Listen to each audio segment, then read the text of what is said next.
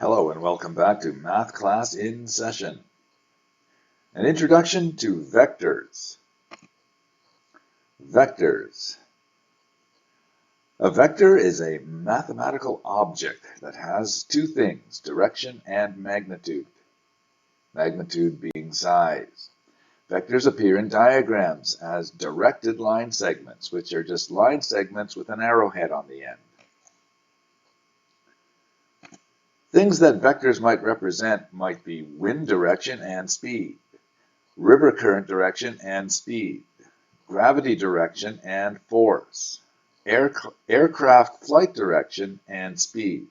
Notice how each of these things have got both magnitude and a direction associated with them.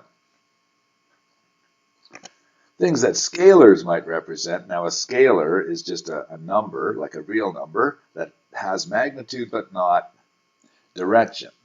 So age has magnitude but not direction, height, distance, density, displacement, profit, cost, number of beans in a jar, price of anything, say a house.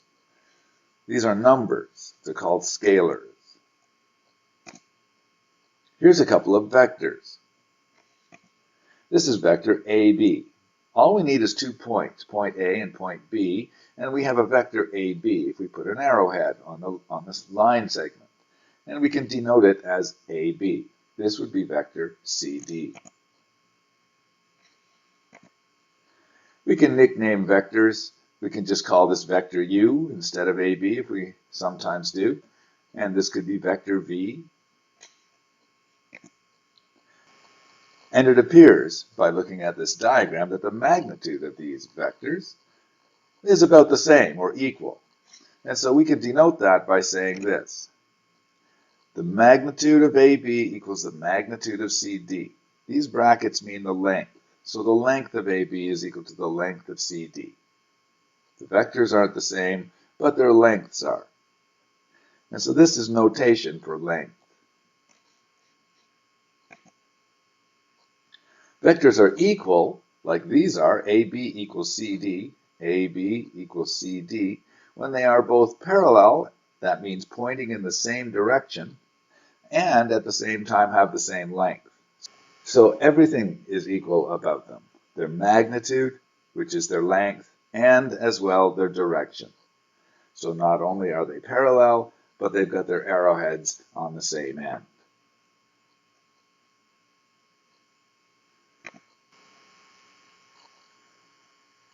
A closely related concept is that of opposite vectors.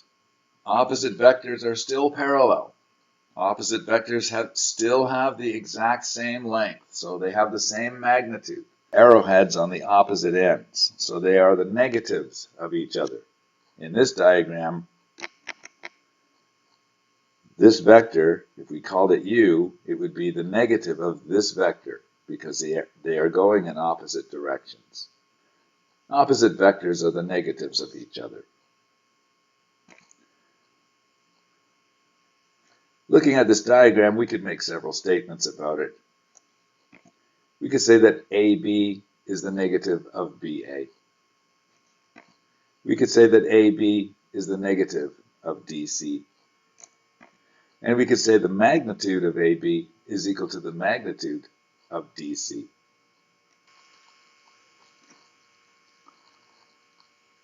Now that we have some idea of what vectors are, let's add and subtract them. The parallelogram method of vector addition. Now there's a couple of ways to add vectors. One way is to make a parallelogram and just draw a line across it. So to use the parallelogram method of vector addition, arrange the vectors tail to tail, make a parallelogram, and draw a line across it. As follows. Here's a couple of vectors, vector U and vector V. We'll add them using the parallelogram method, which says start off by arranging them tail to tail. Now, the end without the arrowhead is called the tail. So we'll have to arrange them tail to tail. Vectors are objects, and they can be moved around like objects. So I could pick up vector v as long as I keep its direction consistent and its magnitude consistent. I can move this object around.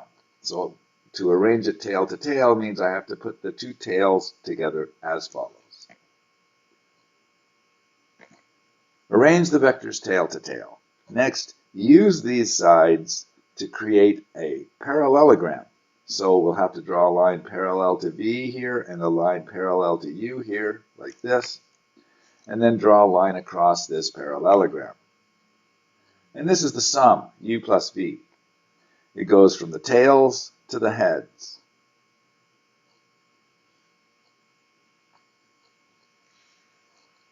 There's another method of adding called the triangle method, where we arrange the vectors not tail to tail, but head to tail. Let's add these using the triangle method of addition. We'll have to arrange them head to tail, not tail to tail. Now, it doesn't matter which head you put with which tail. So I could put this head with this tail, or I could put this head over here with this tail over here. Let's do so. I've arranged this head to this tail. So I've arranged them head to tail. And if you arrange the vectors head to tail and you want to add them, start at the first tail and end at the last head, as follows. And this is using the triangle method of addition of vectors.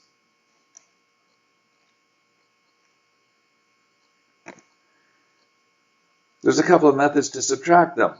First, we could add the negative, find the negative of the vector, and then perform addition. Let's do that. Let's take the same two vectors and go u subtract v. Here's v. We need to find its negative, which we know means to just put the arrowhead at the opposite end. It's as simple as this. If that's v, that's negative v. And now we have to perform addition. I think I'll use the triangle method of addition, so I'll put this head with this tail. So I'm just adding vectors now using the triangle method. I move u over so that it is head to tail, and now it's the very first tail joined to the very last head, like this. And we have their difference, u minus v. Add the negative. That's one way to go. There is another way, method 2. We could arrange them tail to tail instead of finding the negative. So I could put the two tails together here. And then join their heads, which just means draw a line between their heads. And make sure that the head of the resultant goes to the original positive vector that you started with, u. So it kind of completes the circle, so to speak.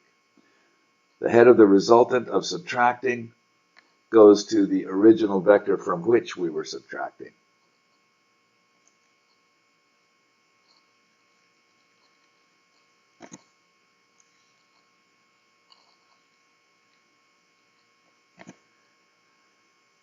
Let's make use of our knowledge of adding and subtracting vectors to re-express OD in the diagram. So in the diagram, we have a vector A, which goes from point O, the origin, to point A. Let's call that vector A. Vector B goes from point O on the origin to point B. And vector C goes from the origin to point C. We have our three vectors A, B, and C, just three vectors, and we want to express vector OD using A, B, and C. So OD goes across the floor of this box. So that would be A and then plus B, because B is a portable object. GE across the roof of this box. Well, to get from G to E, we just need to use the vectors. So we could start with G and go on a little journey. We could say go positive A and then back up by going minus B here, because this is B, and so EF is also B. We could back up from G to get to C using negative B. So we could say negative B and then plus A, because CE is the same as A. So negative B plus A works. Starting at G, backing up, negative b, and then adding a.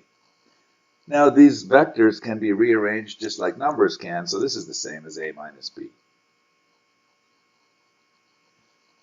GD, across the back of the box.